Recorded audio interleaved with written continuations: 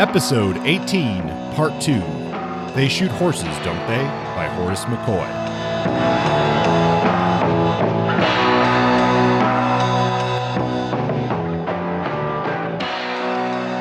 And welcome back to Point Blank, and this is Part 2 of our episode on They Shoot Horses, Don't They? This is a marathon, and I do need a dance partner, so here's Justin. I got my dancing shoes on and ready to go. Let's do this. This is going to be our longest podcast ever. Let's make it 200 to 300 hours in length. Yes, that's right. Non-stop. We will not be stopping. We'll be eating and sleeping as we dance. And also crying. Lots of crying, especially after hour 200. So how are you? I'm doing all right. Got a cup of coffee and ready to go. How about you? It's good. I finished my cup of coffee. We recorded a little earlier today, so I didn't feel like it was whiskey time. It's been fun. I've been doing some film viewing for a couple reasons, and I saw some films that I wanted to talk about because they relate to this podcast, at least in part. Have you seen the noir film, They Live by Night? I have not, no. Okay. So I got it confused at first because there's also a noir film called They Drive by Night. So whatever, but that one stars Humphrey Bogart, and I've seen it.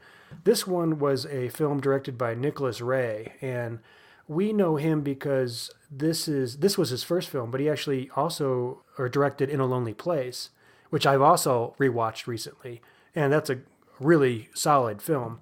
And this one was good too, though. This was his first, and you could tell that getting his feet wet and trying to understand the medium. It's a solid noir film. It's got the prison breakout.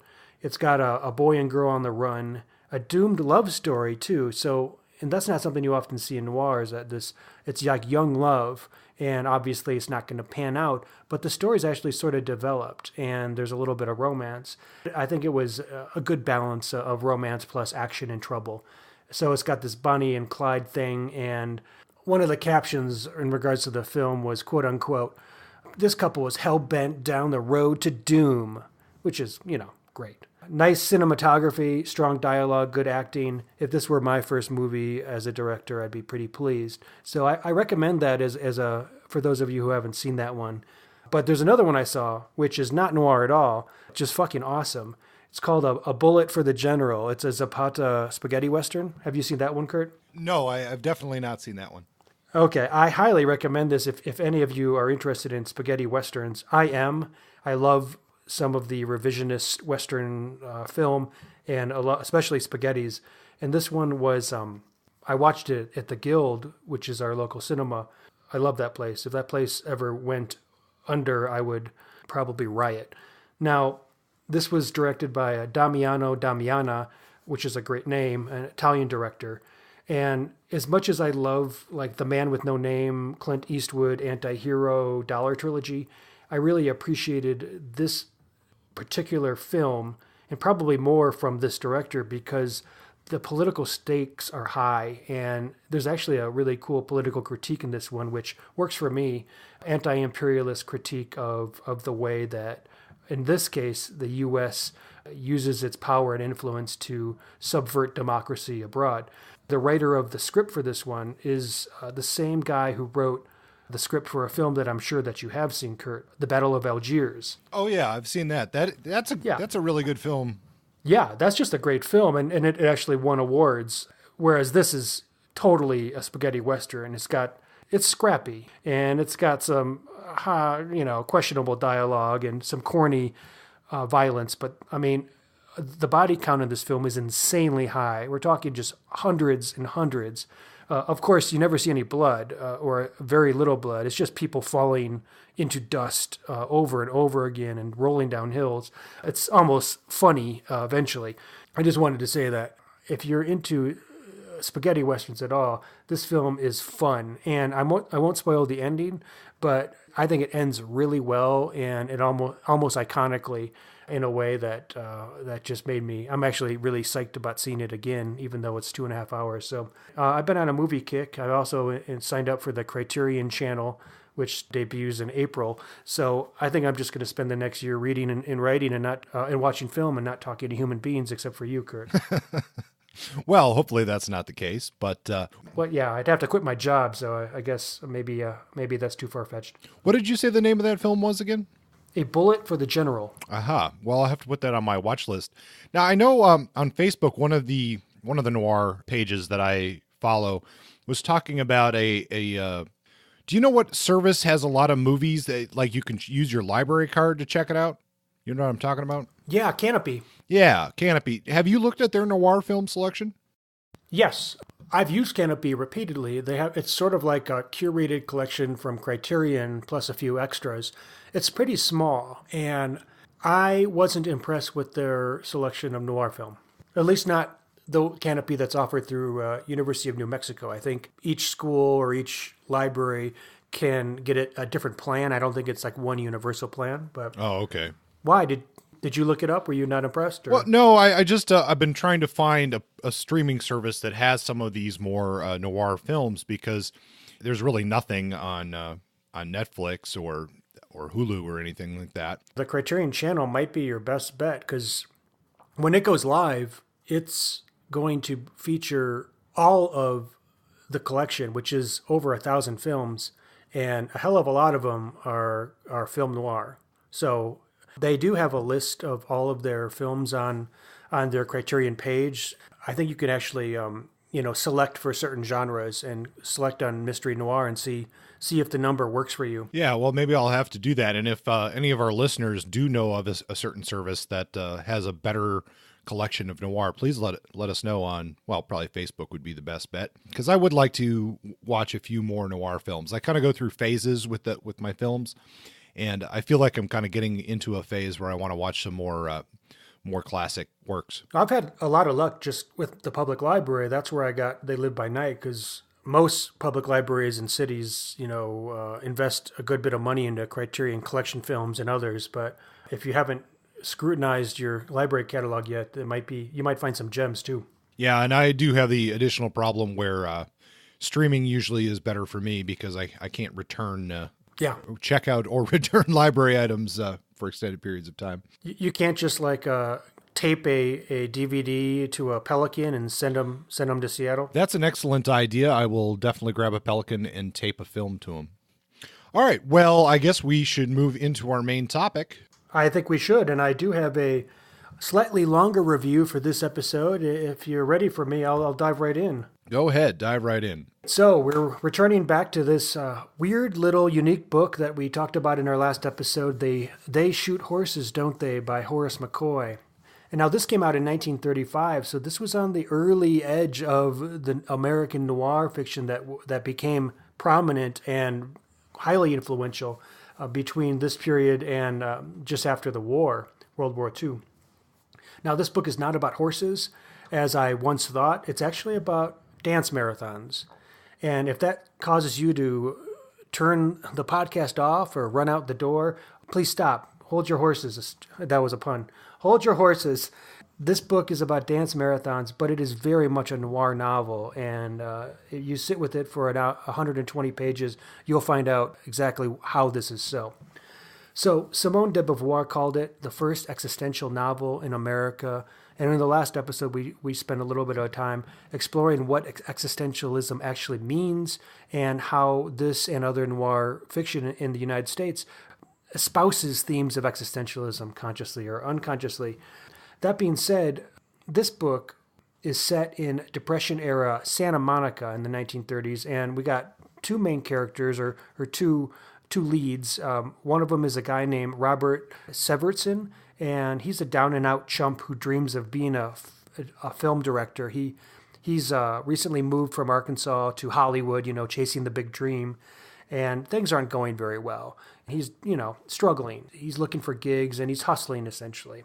So one day he's walking away from Paramount Studios, and he sees this woman, and they get to talking, and her name's Gloria Beatty. She's also down on her luck because everyone is, because it's the Depression. They're all siphoned into Hollywood to go chase their dreams, but those dreams are an illusion. And that's one of the many metaphors of this book, which is just ripe for philosophical analysis. There are two characters. They get to talking. Gloria's got a sort of pessimistic vibe that we see early on and continues throughout the book. One of her first lines to Robert is this, quote, "I'll tell you what I'd do if I had the guts. I'd walk out of a window or throw myself in front of a streetcar or something. She's got that hard-boiled slang tone, but also this very negative outlook on her, both her own prospects and the world at large. She has a friend who mentions that there's this marathon dance contest down by the pier, and Gloria decides to ask Robert if he wants to be her partner, because you need couples to enter. And when couples enter these contests, they, if you're down and out, it's a great opportunity because you have to dance pretty much nonstop. But during your breaks, you have a cot where you can sleep for like 10 minutes at a time, and you get all the food you want. You can't eat much because you're dancing all the time, but at least it's something, and it's more than exists on the streets of Los Angeles when you're down and out. So they agree and enroll in this contest, and their dream, of course, is to win it, to be the last couple standing and make $1,000, which is good money in the 1930s. The rest of the story essentially is on a dance floor. The fact that it is, and that this story stays interesting, is probably the most impressive piece of this novel in terms of writing and creating suspense, where really there doesn't seem to be much suspense. So here are the rules of the dance marathon. You can't stop moving. Contestants dance for an hour and 50 minutes. They get a 10-minute break, and this goes on for weeks. This isn't like a 24-hour dance-off. This is like a reality show where the camera's always on, and it just goes on and on and on until everybody drops off due to exhaustion, sickness, sometimes death. And it's a lot like reality television because there's spectators. The whole point is that all these promoters create these dance marathons both to pull in these people who are desperate enough to want to dance for weeks for $1,000, but also because they charge tickets and bring in people from the neighborhood, from the community, who want to watch and gawk at these people in this sort of schadenfreude, suffering, pleasure-seeking, distraction that has come to be all too common in modern society. But also, like, it attracts celebrities from Hollywood, and it becomes like a who's who kind of place, eventually bringing in people that help to undo the dance marathon as well.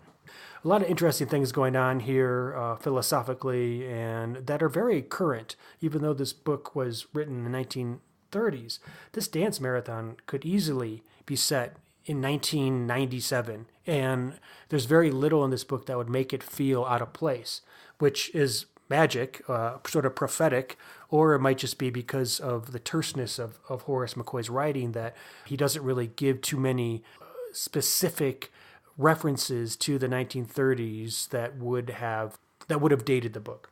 So we've got these promoters, and they're not satisfied with just these couples dancing. They keep upping the ante. And that's how this book maintains its tension somehow. The dancers are dancing, then all of a sudden the promoters introduce a derby in the evenings, because the derby's like a race that even no matter how tired you are, all of a sudden these dancers have to go around in circles and run, and you can't drop, and one of the couple always has to be dancing or moving. There is essentially no stopping. People drop out due to illness. There's doctors on hand for those who can't make it any further. Eventually, there's one of the contestants is actually hiding the fact that they're a murderer. They're wanted for murder, and the cops come in and arrest this individual.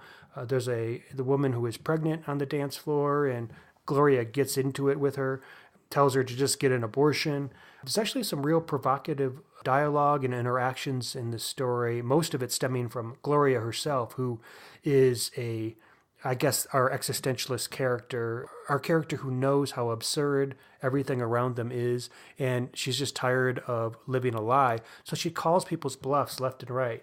The thing with the abortion, she calls this public marriage that the promoters are planning to help increase sales. She calls it a sham and refuses to take part. She's a third-wave feminist, but she just doesn't have it in her to want to continue. She keeps making references to how she wishes she was dead and she wants to check out.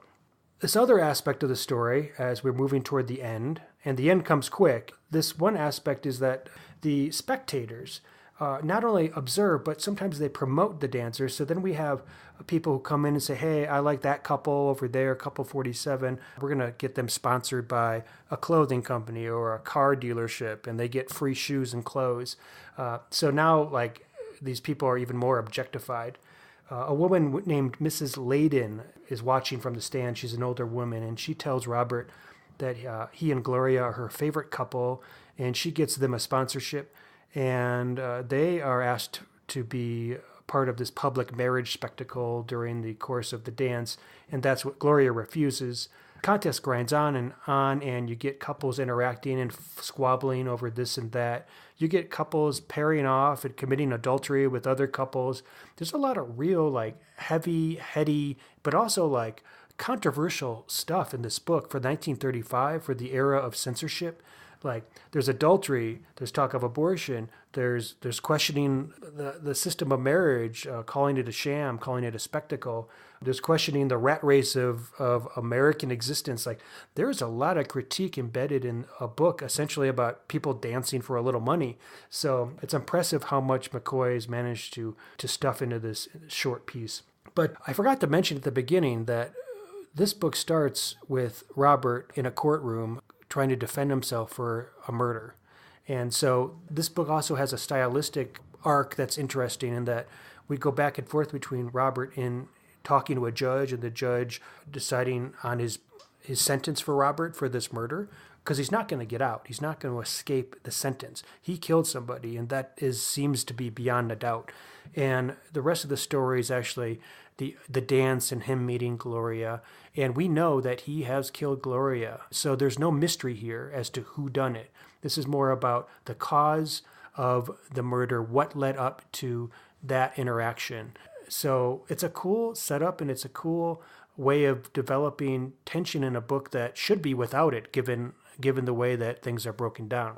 Anyway, as we're approaching the end, dancers are dropping left and right. There's only a few dancer couples left, and two elderly women from the local moral society come in, and they say they saw all about this dance in the newspaper. It's been getting a lot of press, and they are angry with the promoters because this stuff goes against moral codes and is not proper, and they want to shut down the dance. And Gloria, this is like Gloria's moment to shine. She confronts these women. She curses them out. She tells them their daughters are drinking and having sex with men and that they're just big hypocrites. This is when we finally understand Gloria, if we didn't understand her already. She is the existential, absurdist hero who's calling out the bullshit of life. She thinks life is rigged. She thinks it's meaningless. And she thinks all these people walking around with their highfalutin morality, moral codes, and strong senses of self, she thinks that they're full of shit. She thinks that they are operating under illusions and that there is really no meaning in the world and these people are faking it. In a lot of ways, she's like Holden Caulfield from Catcher in the Rye, which I loved when I was 16, but man, she is so much like Holden. She's just, everywhere she looks, she just sees phoniness. And it's sort of funny, but her end is quite tragic. So after 879 hours of dancing and 20 couples left, the final straw is this. Our old friend, Mrs. Layden, who hooked them up with a sponsorship, she walks over to the bar, the dance hall bar. There's an argument over there, and somebody pulls out a gun, and she gets shot and dies. And finally, the promoters can't take it anymore. This is what causes the whole thing to come crumbling down. Nobody wins the $1,000. After all that rat race, after pushing the rock up the hill over and over again every day for weeks, nobody wins, which is sort of funny and sort of sad at the same time. Instead, all the couples get $50 each for their efforts, and all of a sudden, after 5 weeks, Gloria and Robert are sitting on a bench on the pier with the waves of the ocean beneath them, pushing and rolling and moving them. And Gloria says to Robert, after pulling a gun out of her bag, that she wants him to shoot her. All of a sudden, we're in a flashback. Robert's remembering a time when he was a young man or a boy, and his grandfather shot one of the horses on their farm because it had broken its leg to, put it out of its misery. It had no reason left to live. The cops ask Robert why he shot Gloria, and he says, well, she asked me to. The cop persists, and Robert finally says, well, they shoot horses, don't they? And that's the last line in the book. So, to conclude, I want to give you a quote from the LA Review of Books. The world in which They Shoot Horses, Don't They was born may only exist today as a ghost or a half-remembered nightmare. but its melded wariness and ferocity stalks hungrily at the edge of our contentment, and it won't be satisfied unless we begin to entertain the faint possibility that Gloria was right and that Robert's crime was just. I would give this book 4.5 shots, not because it's an easy read, not because it does exactly what I want to see in crime fiction, but because it does something I've never seen before, and I think it does it well. It's 4.5 shots in the head on a pier above the ocean, and if you haven't read this book before, I highly encourage you to give it a chance. You can't really go wrong with 120 pages, and it's going to probably be like nothing you've ever read. Since the last episode, though, Kurt, you had said or agreed with me that 4.5 was an adequate rating. Have you shifted at all since then? Well, yeah, no, Justin, I don't think I've shifted. I want to stay at 4.5 as well. I originally, like I said, I think I gave it a 4, but the more I think about it, the better it gets. And I guess that is the true sign of a great novel. And it has, as you said, it has a lot of the elements that we have come to really identify as the type of fiction that both you and I really enjoy. And that is, I'm thinking that the writing is tight, it's terse. That's something we've said before. We like tight and terse. And the universal themes of this also make it stand out as a higher ranking. There are a few little quibbles I would have with the book, but overall it really has so much to say in such a tight little package. And there's so many themes here that you could, and the sign of a really great book is where the themes you could say this is about. I mean, I could probably think of about a dozen different things that you could claim that this book is about, and they could all be right.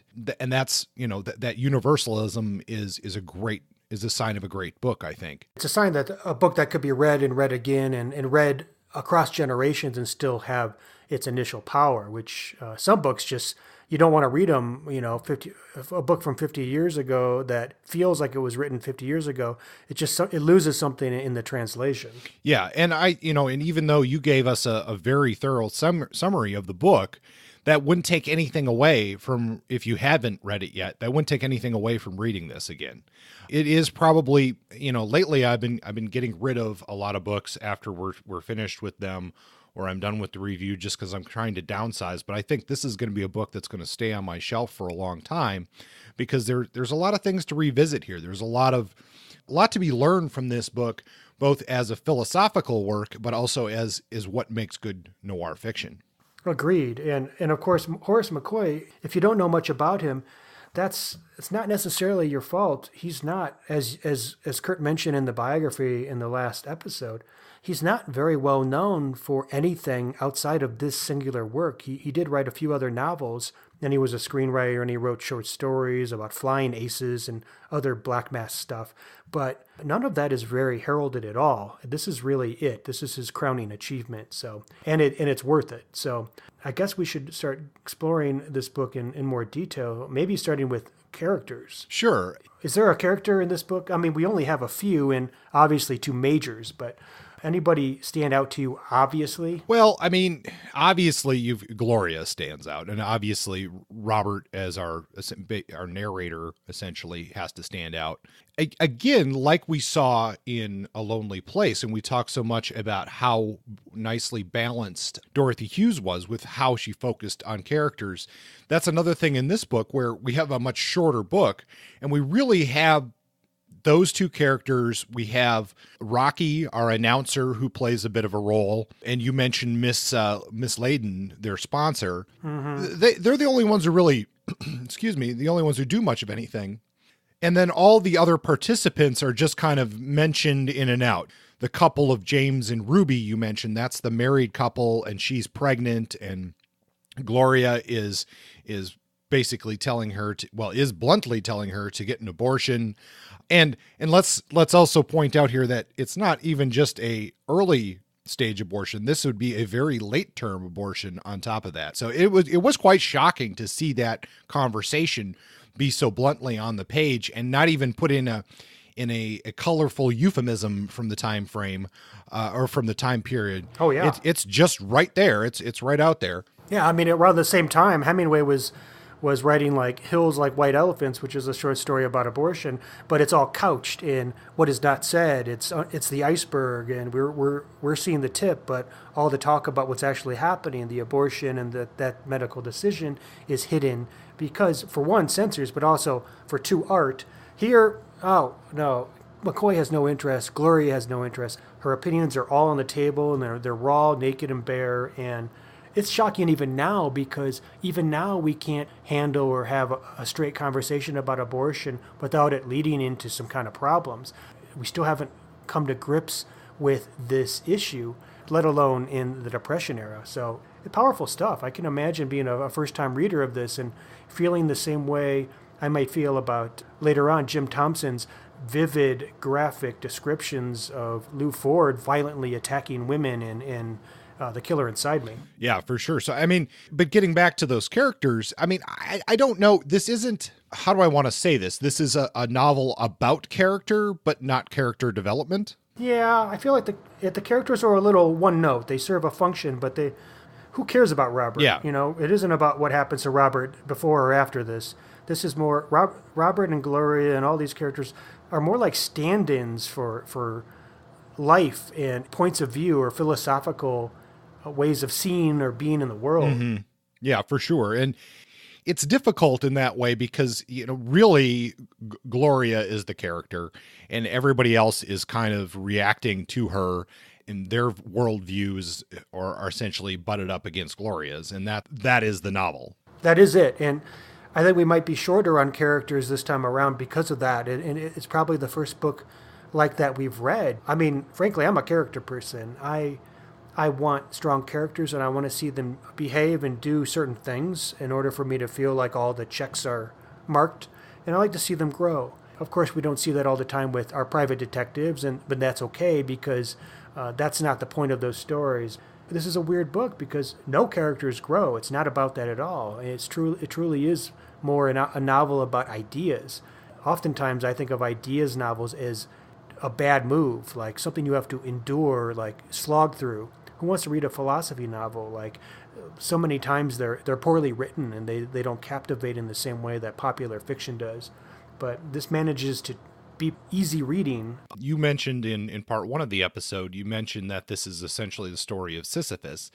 And I've been watching one of these master class kind of things with Neil Gaiman, and he was talking about writing and how much of his writing is taking those classic works of stories of mythology and playing with them and rewriting that.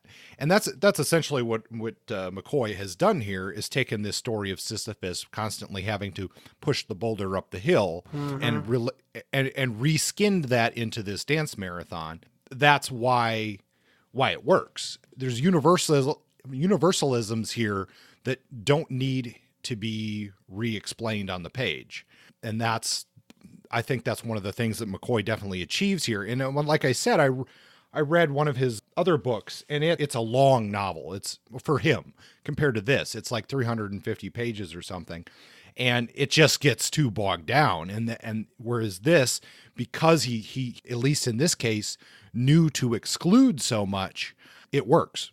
Yeah, I don't want to read a 300-page novel from him. I presume that he doesn't have what it takes to make that work, given what we have here. But these characters, as like you said, like the myth of Sisyphus, these characters are stand-ins for ideas. It's almost like this is more of an allegory or like a fairy tale. Yeah, exactly. Because it's universal, it's timeless. These characters don't matter, but they're imparting lessons. They're showing us something that we are not seeing in other works. But it's so deceptive because it's totally a noir book. Oh, yeah. And I do love your description of calling it a fairy tale, because that I believe that's very much its essence, is why it's written the way it is. It has this parable, and it has so much, but it's a fairy tale for adults, obviously. Yeah. But it's still, it's connecting again to these universalisms, that things that we all can extrapolate what's going on in this novel to what is going on in our own lives. And in thinking of that type of literature, we don't see a lot of character progression in a fairy tale. They pretty much are there to do one thing, and then the lesson or whatever the experience that happens to them happens, and that's the end of the story. And that's what happens here. Obviously, Gloria's our center. She's the one who is suffering and sort of provokes much of the drama and allows the story to move forward, including all the way up to the end where she provokes Robert into killing her, and he does, but he's responding, and he's not initiating. He's not the actor in this story. He's more like the foil, and he's our narrator, but it's really his job is to be the foil to Gloria. She says something like, "I wish I could get killed in a war," which is just insane to say, like right after World War I. If like a teenager said that, you'd be like, "Oh my God, will you just shut up?" "I wish I could get killed in a war," she says. And he's like, "Why don't you quit the movies?" He's like Mr. Positive, trying to like spin her out of her depression or her funk. But as the story goes on, you realize that, and maybe he realizes too, that you can only do that so many times before it dawns on you that she's not budging. Yeah. Like she's not flexible, or she's not able to be saved. She has already made her decision. Life is not working for her. And it's just a matter of time before, boom, we're done.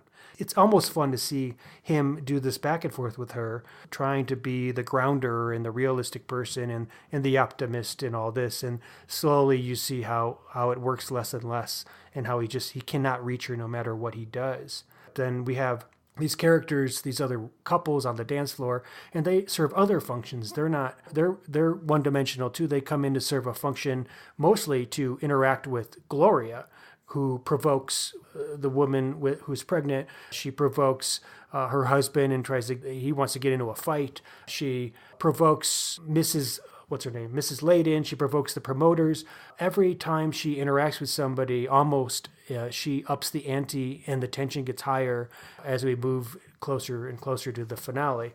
But what else do we say about the characters? I did have, as far as before we move away from characters, we haven't done this in a while, but I do have a Puss Walgreen award for this one. Ooh, that's fun. Yes, I noticed that a listener made a comment wondering if we were still doing the Puss Walgreen award on our Goodreads group, and I thought, well, I better find one this time because it isn't something we do all the time. This dates back all the way back to The Big Sleep. Yeah, The Big Sleep, and Puss Walgreen is he owns an apartment, and that's pretty much all he does.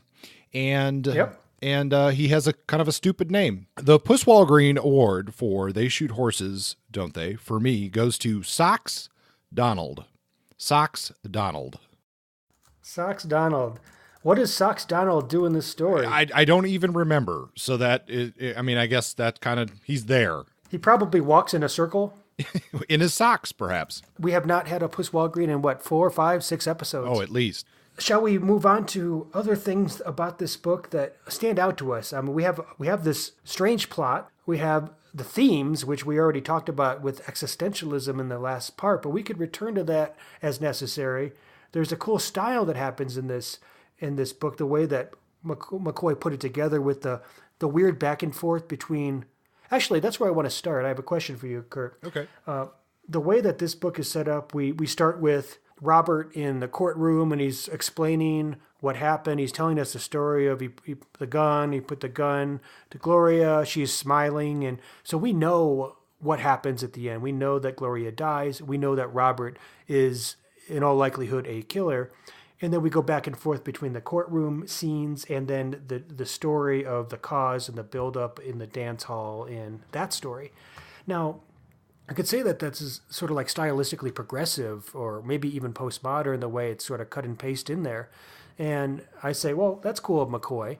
Now, did that actually work for you, or could you have imagined this book being like structured differently and still work? I'm just throwing that out there. Well, that is an interesting question. I mean, I think it could still work. I don't know that it feels interesting as you're reading it. I do think that the beginning is probably necessary for how this goes, because with knowing that how it's going to end, you're constantly wondering where the buildup is. How is it building up? Yeah.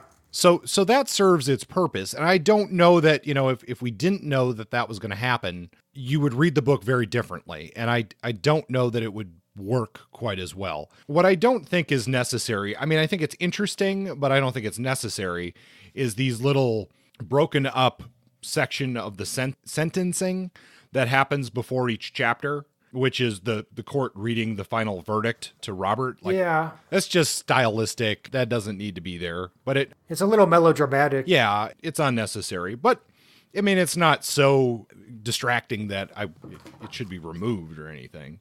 No, it's a weird move. I wouldn't call it essential, but I think it could go either way with knowing Gloria is, we know Gloria is dead early on. It helps to take the attention off the suspense of what will happen to them and focus more on what is happening. And it allows us to spend more time thinking about the weird fuck-uppedness of the dance marathon and these weird relationships, and not think about so much when's the payoff going to happen and how's it going to look. So maybe it actually helps to focus the reader's attention on some of the philosophical themes and less on looking for the big blow up. That being said, if this book was all about this dance marathon and things getting ramped up, and then having it end with Robert blowing Gloria's brains out, ending with "they shoot horses, don't they?" Like, I could see that being pretty damn powerful too. So it'd be fun to think of it that way and go, would we lose anything philosophically or in terms of the meat of what it's trying to say to us about American life if we saved the payoff for the end? I'm not sure, but I think there's an argument to be made that it could work that way and also have a big wow bang slap in the face at the end, and then the book's over and you're like, whoa. Yeah, and it could certainly work. And what is interesting to me is, even though it starts off the way that it does, and we're constantly reminded at the beginning of every chapter that he is going to shoot her, while you're actually reading it, I found that I kind of, I don't want to say I forgot, but it wasn't something I was necessarily thinking of sentence by sentence. So, I agree. So it, in that case, I mean, the book does already lull you away from that final outcome. So yeah, maybe it would work well the other way too. But this is the book we have, and it does what it does well. It's about the journey, and it's about this rat race, this racket, and Gloria is the stand-in for the person who calls bullshit on it. Are there other things that this book is doing that stand out to you, or that you're itching to talk about? For me, and you mentioned this in both of your summaries, but the dialogue. Yeah. There's so much good, snappy dialogue in here. Some of Gloria's lines are just fantastic, and I wanted to read a couple of them. Actually, I'm going to choose two you've already mentioned. First of all, there's this exchange that you mentioned about how she wants to get killed in a war. Yes. Okay, Gloria starts out. From the movie magazine, she said. After I got discharged, I started hitchhiking. Is that a laugh or not? That's a good laugh, I said, trying to laugh. Haven't you got any parents? Not anymore, she said. My old man got killed in the war in France. I wish I could get killed in a war. Why don't you quit the movies? I asked. Why should I? She said. I may get to be a star overnight. Look at Hepburn and Margaret Sullivan and Josephine Hutchinson. But I'll tell you what I would do if I had the guts. I'd walk out of a window or throw myself in front of a streetcar or something. I know how you feel, I said. I know exactly how you feel. It's funny because our character, what's his name, Robert, says he knows how she feels, but I have a feeling as soon as he says that, it's already slippery. He's saying it, but it's a little bit of a bluff. And as the story progresses, he increasingly does not know how she feels, perhaps. But then again, he does decide to shoot her like a horse to put her out of her misery. So maybe he was being accurate and true to himself, and he does know exactly how she feels. He just doesn't have the so-called cojones to do it himself. And the other section I wanted to read, and this is something else you mentioned, but these are the reformers who are trying to stop the marathon, and they're in the office talking with Rocky. I think this is just such a good line; it deserves to be read. It's such a great scene. It's just fun to see Gloria go for it. Yeah. So Gloria is talking to them. Do you ladies have children of your own? Gloria asked when the doors had closed. We both have grown daughters, Miss Higbee said. Do you know where they are tonight and what they're doing? Neither woman said anything. Maybe I can give you a rough idea, Gloria said. While you two noble characters are here doing your duty by some people you don't know, your daughters are probably in some guy's apartment, their clothes off, getting drunk. Miss Higbee and Miss Witcher gasped in unison. That's generally what happens to the daughters of reformers, Gloria said. Sooner or later, they all get laid and most of them don't know enough to keep from getting knocked up. You drive them away from home with your goddamn lectures on purity and decency, and you're too busy meddling around to teach them the facts of life. Why, said Miss Higbee, getting red in the face. Aye, Miss Witcher said. Gloria, I said. It's time somebody got women like you told, Gloria said.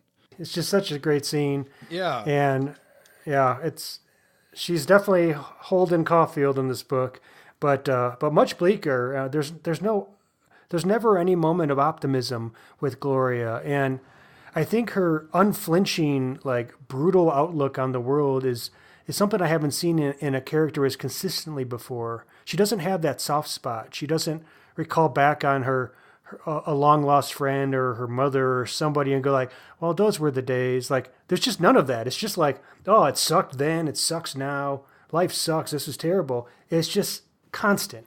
You know, and you had mentioned how Robert gets pulled in that one line. You're like, well, here you can already see Robert slipping.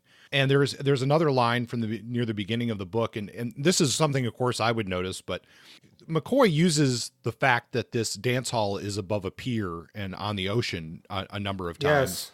And while he doesn't hammer this fact home, he does use the ocean as the same sort of metaphor as the dance, the endlessness of it. And yes. And Robert says something towards the beginning of the book here. The first week was the hardest. Everybody's feet and legs swelled, and down beneath the ocean kept pounding against the pilings all the time.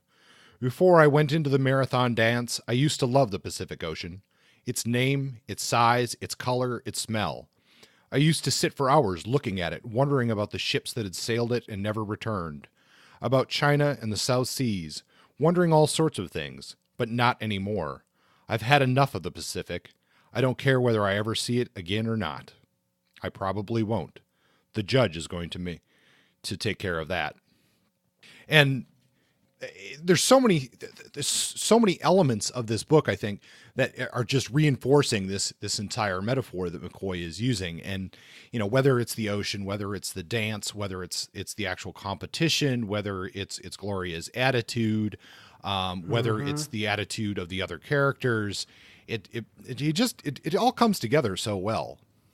Yeah, I feel like it's the layers that really, I mean, without the layers, this book can't be light or can't be thin, given how short it is. It has to have a depth or a meatiness to it, and that's the part that's so impressive, is that you get bombarded almost like waves, one wave after another, one lap around the dance floor after another, one more ramped up angry interaction with somebody who doesn't like fucking get it, and then like the moral crusaders come in, and that's like that breaks Gloria. That's like her final triumphant, like, fuck you to the world, and then the whole thing comes crashing down. But it's just the layers, and the it's like just palimpsest. Just it's like a baklava of existentialist angst that comes to a head at the end.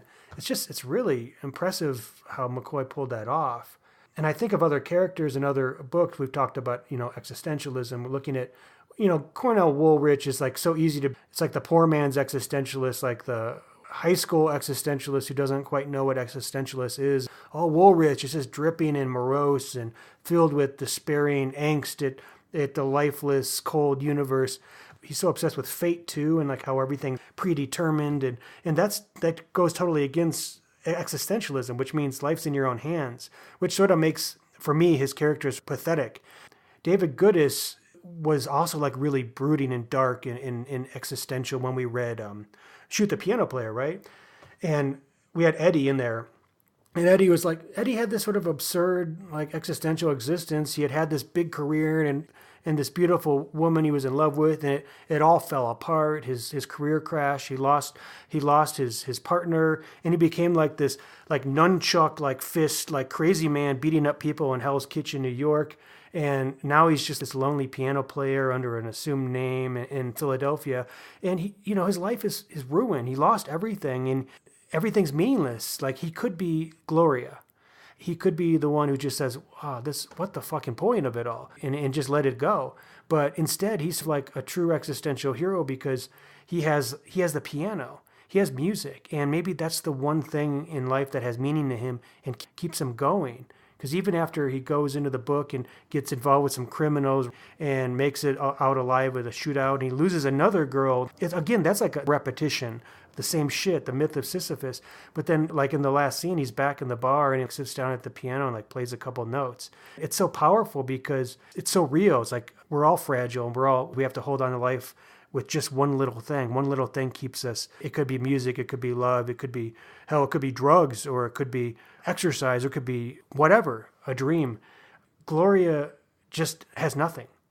Never in the book does she say, "Oh yeah, I sort of like falafel," or "I like my shoes," or "I like the ocean." There's never a moment when she has something to hold on to. And so she's a tragic character. Existentialism doesn't work for her.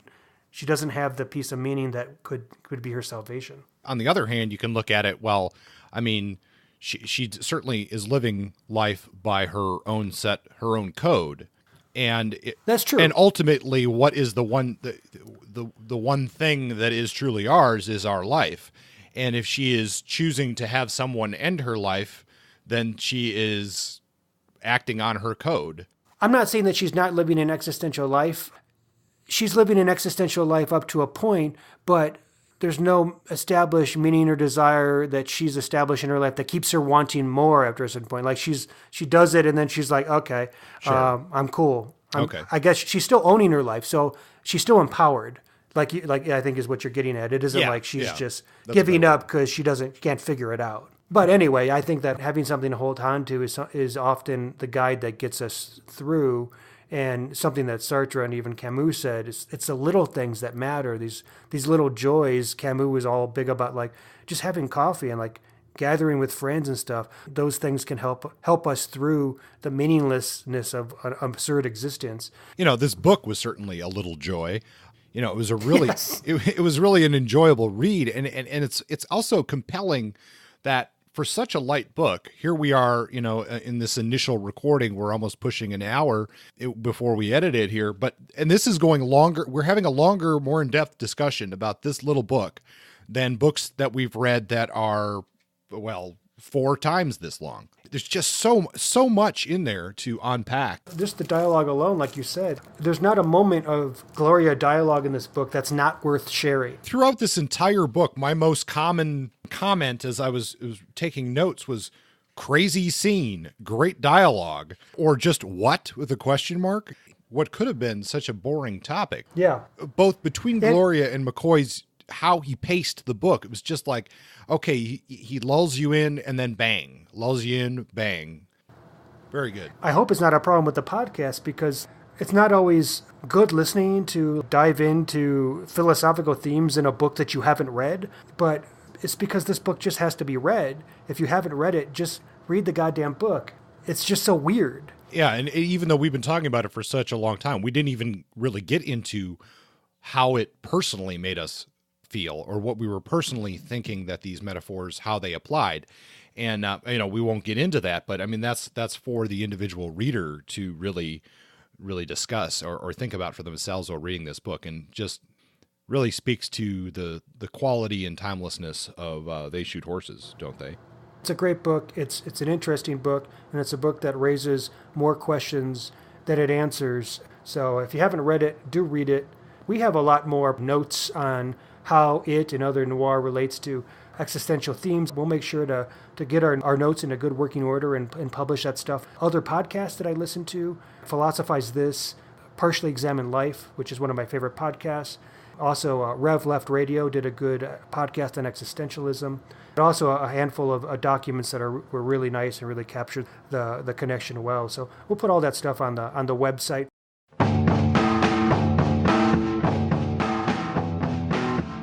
And welcome to 5 Round Burst. 5 Round Burst is where we do, well, about 5 reviews. And I'm not even going to say about 5 minutes anymore, Justin. I think we've been over that for a long time. Yes, we have. Well, you'll still get 5 reviews, and I believe Justin will be going first. All right. I read a hell of a lot of books since January, including quite a few philosophical novels to try to understand existentialism, but I only have one for you today, one that I think is worth reviewing, and this is Albert Camus' The Stranger, or The Outsider, as it was called in Europe.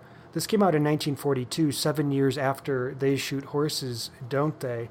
And without a doubt, McCoy's book had to have had an influence on Camus. I know that Sartre and Camus both were impressed by McCoy's work. De Beauvoir said that it was an existential novel. She was married to Sartre, or partnered with him. So they all knew that this book was around, and there are a lot of things that happen in The Stranger that are reminiscent of McCoy's work. So here's what happens. It's largely considered one of the best philosophical novels of all time, like Crime and Punishment, but leaner, and it's a story of a man who kills and how the killing affects him psychologically. So the main character is an Algerian man named Meursault, and on page 1 he learns that his mother has died, and it's a famous first line about how his mother died and that it was either yesterday or the day before. Like, he doesn't really know when, and that shows who he is as a person.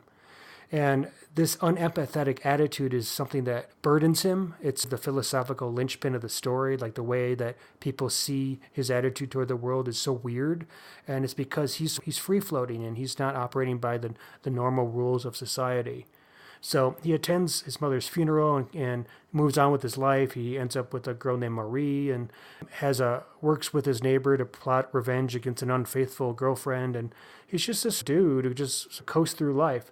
And then the plan with the girlfriend and the unfaithfulness goes off, and the consequence is that the brothers of the girlfriend want to exact revenge on this guy Raymond, and it's a revenge plot that leads to a day at the beach. And Raymond and Marceau are confronted by the brothers. A fight ensues, and after the fight, Marceau goes on a walk, and it's really hot, and the sun's blinding him, and he sees one of those brothers again, sort of sitting in the shade.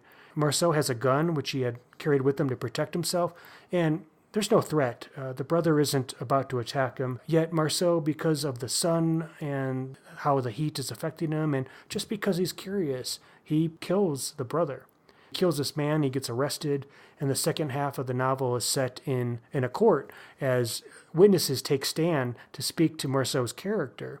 But the whole time the story is building up toward this point because Marceau is consistently run into people, and people have been impressed by his weird behavior, the way that he reacted to his mother's death. And he tells the chaplain who comes in to talk about God, and he's like, I don't believe in God. And then finally he snaps. It's like he has this big diatribe about the meaninglessness of existence and all these judgments against him and the indifference of the universe.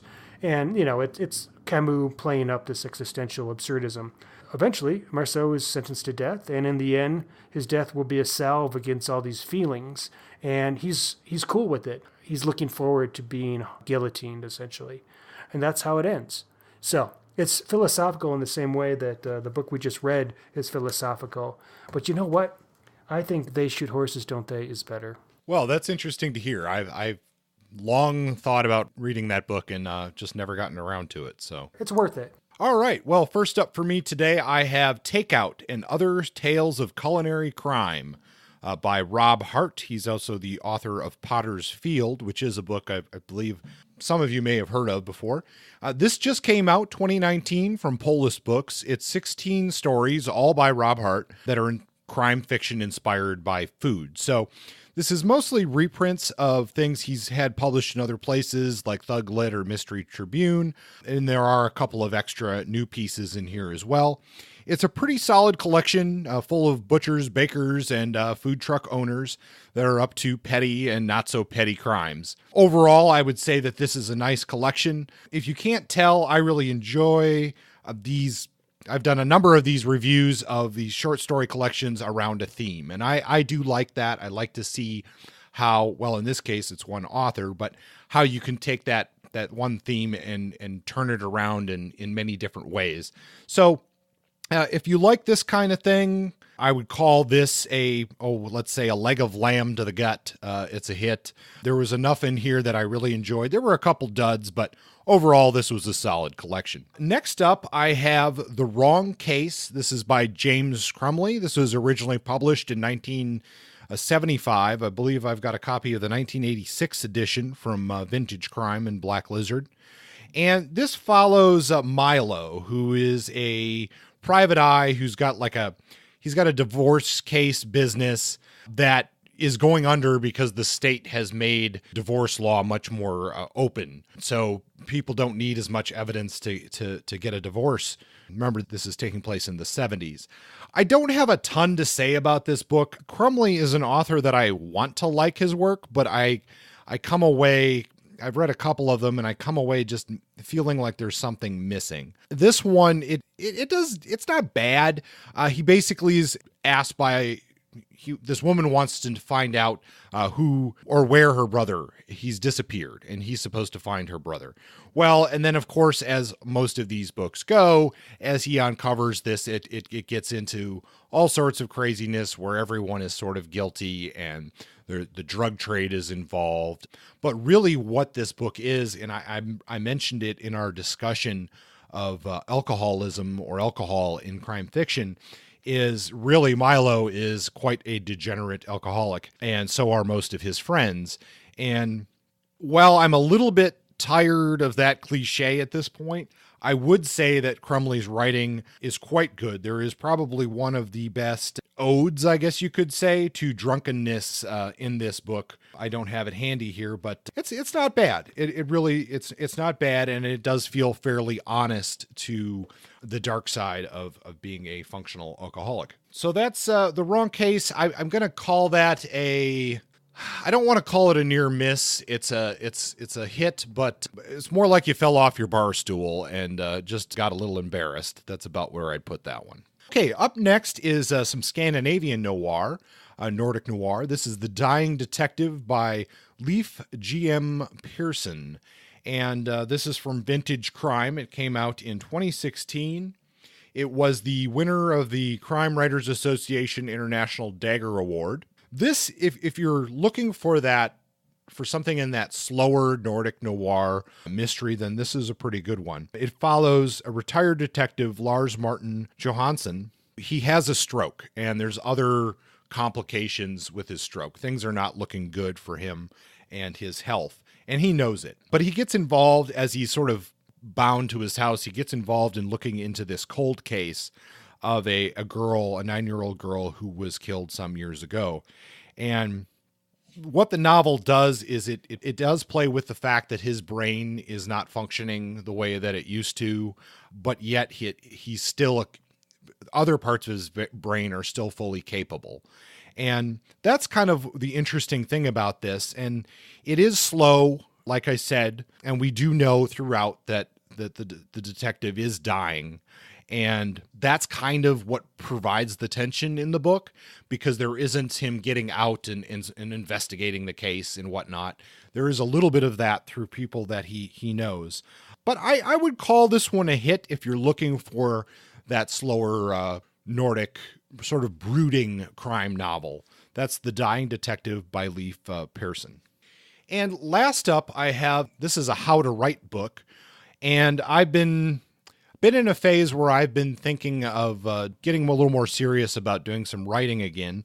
Now, the last time I did that, I wrote one pretty bad first draft of a short story, and then contacted Justin to ask him if he wanted to start a crime fiction podcast. So yes, we'll see what happens this time around when I decide to get a little bit more serious. So I've been doing a little bit of reading on how to write books and a little bit of viewing of some online classes just to kind of get my brain back into that phase. But now this book is draft number 4 by John McPhee on the writing process. And, you know, if you're not familiar with John McPhee, he is probably the preeminent American nonfiction author. I mean, he's got so many books, so many magazine articles. He is certainly a master of his craft. Yeah. So he's a freaking genius. Yeah, he is a genius, and it comes through in this book. I mean, I should say, like a lot of books from successful authors, this is more of a how do I do it, a little peek behind the curtain, but it is not like a formal textbook type way of teaching someone to write.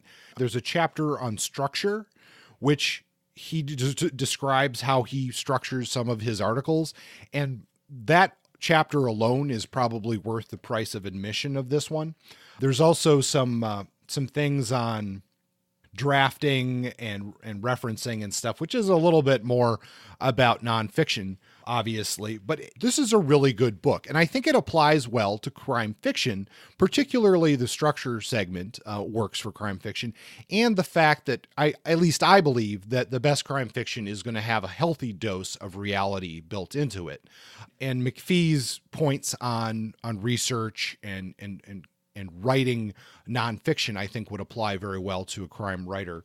His look behind the curtain is pretty good, although this is a short, it's less than 200 pages, and there is some filler in here, particularly his part about working with like editors and publishers is kind of really specific to him. But really, it is always interesting to see a true master put down on the page how they do their work. And McPhee has done this in draft number 4. So I would recommend this. That sounds good. I'm actually going to put it on my quick wish list because I'm hoping to do some teaching of John McPhee for a writing/geology class that me and a geologist are trying to put together.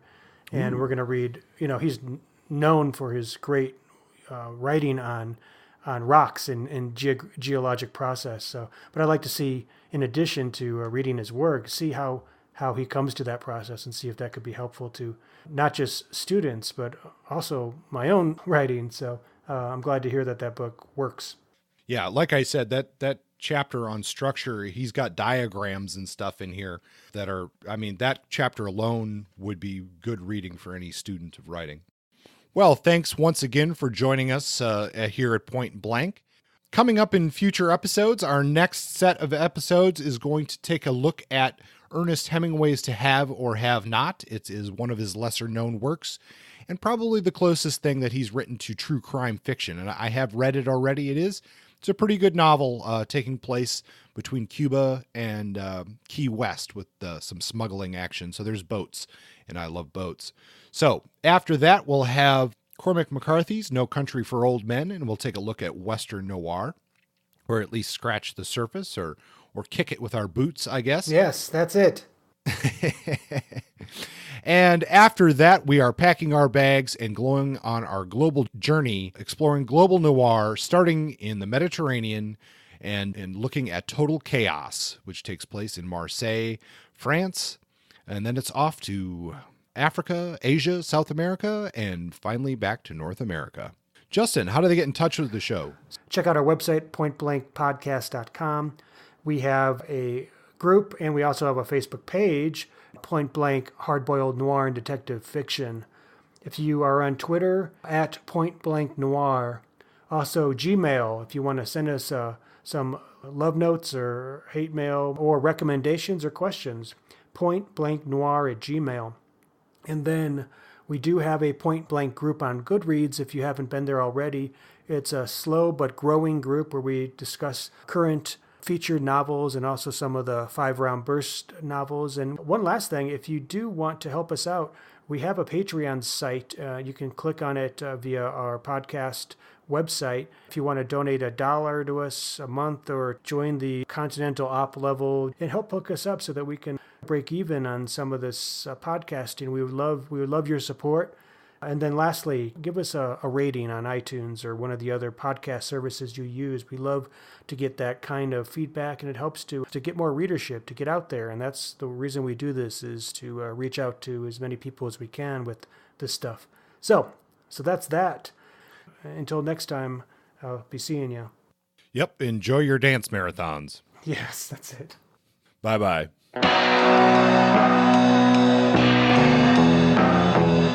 Point Blank is under a Creative Commons license. Music is by Justin. Copywritten works are property of their respective holders.